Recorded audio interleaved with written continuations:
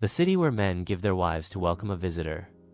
In a distant land, hidden between vast golden dunes and rolling hills, there was a city unlike any other, a city where hospitality was not just a virtue but a sacred duty, a city where a visitor was not merely welcome with food and drink, but with the most intimate of offerings, a man's wife. This was the land of Taboru, where the bond of friendship and the duty of a host were measured in the deepest sacrifice. Joromi, a weary traveler, entered the city gates, his feet covered in dust, his robe worn from the long journey. He had heard the tales of Taboru, but he never believed them.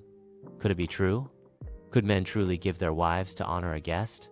An elderly man, Chief Adamu, stepped forward, smiling broadly. "Welcome, traveler.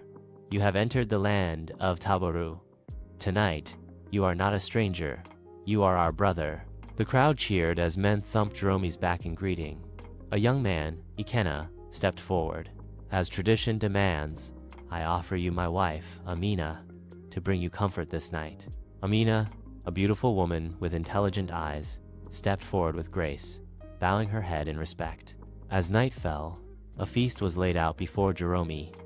He ate, but his eyes kept darting toward Amina, who sat quietly beside her husband. "Ikenna," he asked hesitantly, "do you not feel uneasy about this custom? Your wife, should she not belong only to you?" Ikenna laughed heartily and shook his head. "In Taboru, a man's wealth is measured not by gold, but by his generosity. To share one's wife is the highest form of brotherhood." Amina spoke calmly. "In our land, we are taught that a wife is a reflection of her husband's honor. If he chooses to share her, it is not shame, it is pride." Joromi shifted uncomfortably. That night, as he lay awake in the guest chamber, Amina entered, her steps soft as the night breeze. "I see the questions in your eyes, traveler. You are not like the men of Taboru." "In my land," Joromi whispered, "a wife is a man's most sacred treasure.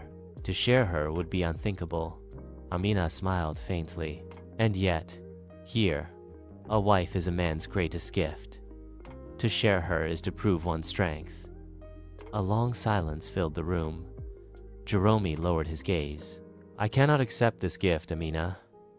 I mean no disrespect, but I cannot take what belongs to another man." Amina studied him for a moment and then nodded. "Perhaps, then, you are richer than the men of Taboru, for you understand that not all gifts are meant to be taken." At dawn, Joromi prepared to leave. Ikenna and Chief Adamu walked him to the city gates. "You have honored us with your presence, Joromi. But tell me, why did you refuse our tradition?" Joromi looked at them, his expression serious. "Because true hospitality is not in what we give, but in what we respect. Your generosity is great, but honor is greater." Chief Adamu stroked his beard, deep in thought. Ikenna nodded slowly, as if seeing his world through new eyes. "Perhaps. Not all traditions should be followed blindly."